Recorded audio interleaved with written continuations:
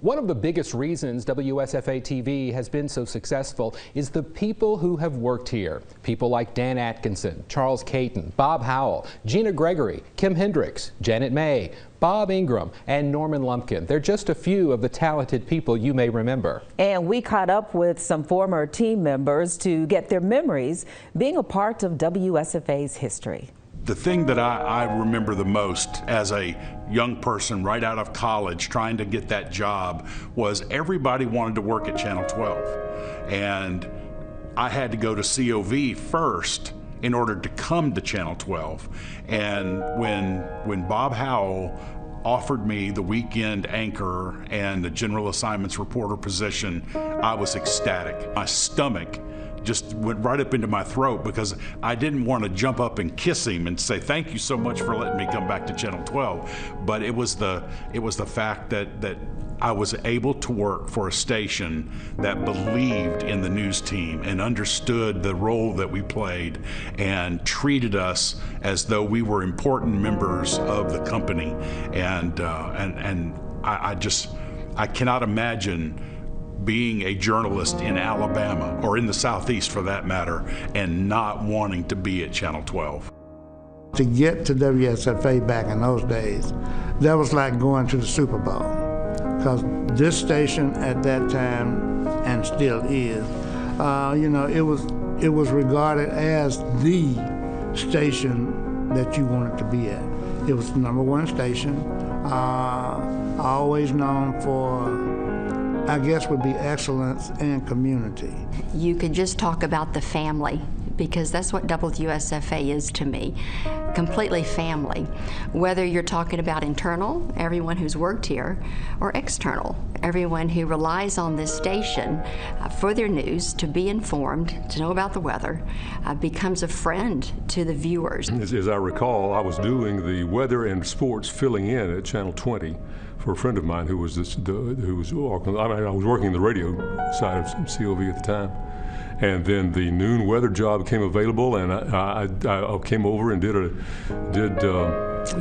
tape. I did an audition tape. Those clouds across southern Texas, across Florida, and up the Atlantic coast, those low pressure areas are going to be coming our way and bringing some rain. And then Carl Stevens called me back to come talk to him, and I thought, I can't imagine what he wants. Well, he offered me the job, which was really bizarre because, back then, as it is now too, in a lot of ways, there was all the other media in the area, and then there was Channel 12. It was really that big of a step up. A lot of big stories. And a lot of people, when they say big story, they think maybe it's when a sitting president comes to town, or an inauguration, and election night, or hurricanes, and we did all of that. And that's one thing WSFA does really well, the big story. But day to day was a consistent level of excellence and giving the viewership something and people they could rely on and depend on. Covering the death of Governor George Wallace. We were on wall to wall to wall. It was hours, for real, about 2 days before we took a break and then came back to do the funeral. George Wallace's funeral was a biggie. Ooh, it just sent chills through me.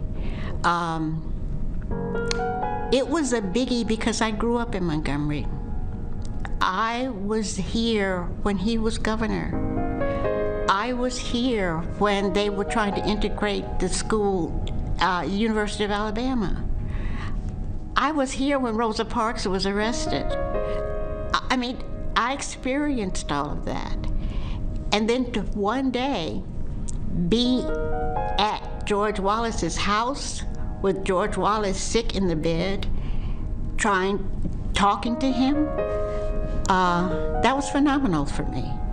But when it was over, his daughter Peggy called to personally say, I want to thank you for the respect and the way that you all covered my dad's passing. Tonight, in the second of his special assignment reports on consumer utility ripoffs, Norman Lumpkin looks at the problems faced by the gas company. Norman? Stealing natural gas, Bob, is against the law. But it's much more than that. It's dangerous and might get you killed. There will never be another investigative reporter like Norman. Norman did whatever it took to get the story in the sense of the word. And as an investigative reporter, he had contacts that most reporters didn't even know existed. Well, I really looked to Norman as my mentor. Good evening. Bob Howell is off this weekend. I'm Norman Lumpkin. Our guest this week on Newsmakers is Alabama's Attorney General Charles Graddick. Joining me to question Mr. Graddick is anchor reporter Dean Argo. Norman kind of took me under his wing, and the very first story that I was able to go out on was with him. We had a state representative who had a cross burned in his yard, and they sent Norman to interview him to find out what he thought about that. And I was brand new, so I didn't say a word. I just kind of stood off to the side, and Norman asked the gentleman, "What did you think about that?" And the gentleman said, well, you know, he hated it and he wished that people wouldn't take to that extreme, and he thought that it was, not very kind. And Norman just stopped the interview and told him, "Cut the BS and tell me what you really think." And that taught me from the very beginning that the story was the most important thing, and to get the story, not just what people wanted you to know, but to get the story. Carl Stevens was the program manager at the time, and he hired the weathermen at the time. And when he hired me, I worked for him in the weather department. And then when I became the marketing director, I worked for him because marketing answered to programming. Promotion did, and then when I became a marketing director, he and I were at the same level of the managership.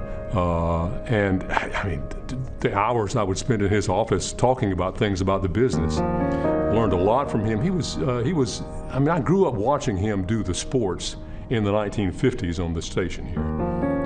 And so, and his voice was just ingrained in my head doing all the station IDs. So it was just a natural thing. And on top of that, he was just a great guy. He was such a professional. I love to be out and about and have people say hello or just thank you for the many years on WSFA. And I've been off for almost 15 now, and I will still hear that. And it's because of the integrity of this station, you know, and the foundation that it's built on. Those who came before us 70 years ago and started this during the Civil Rights Movement. About 15 years ago, my wife and I were in Eastdale Mall, and we were window shopping. We were standing in front of a store, and a nice lady walked up and she tapped me on the shoulder and she said, "Are you Dean Argo?" And I said, "Yes, ma'am." And she said, "Can I ask you a personal question?" And I said, "Absolutely." And she said, "Have you been sick?" And I said, "No, ma'am." And she said, "Well, I just haven't seen you on TV lately, so I thought maybe you'd been sick." I said, "Ma'am, that was 25 years ago." My wife got the biggest kick out of that.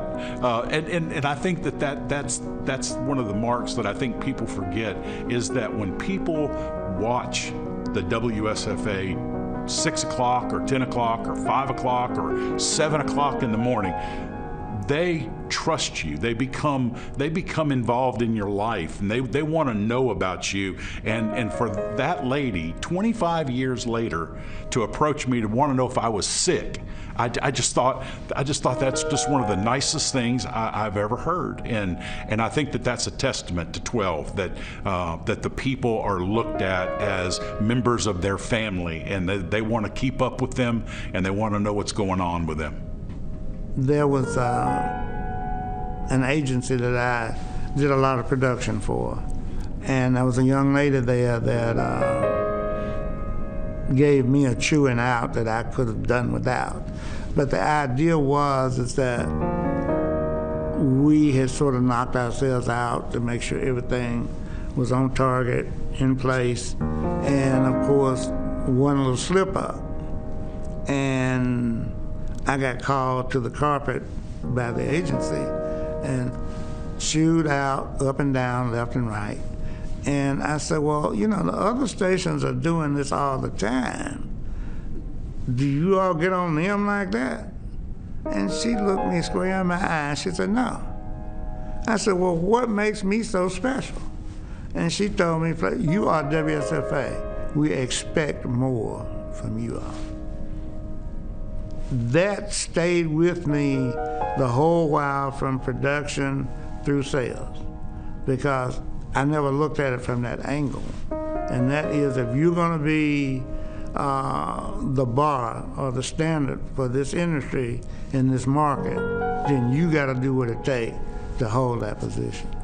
I really loved working here at Channel 12, and I love the people who were here.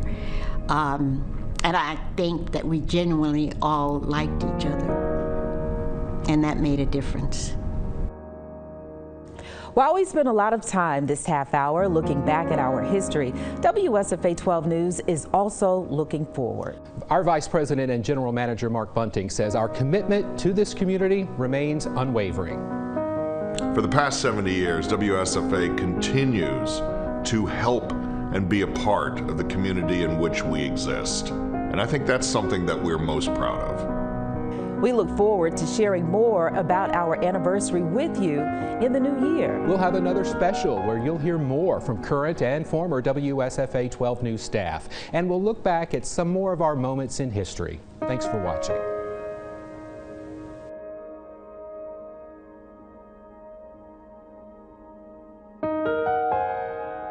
WSFA's 70th Anniversary Special, sponsored by Auburn University at Montgomery, Bryan Jewelry, Alabama National Fair, and Edwards Plumbing and Heating.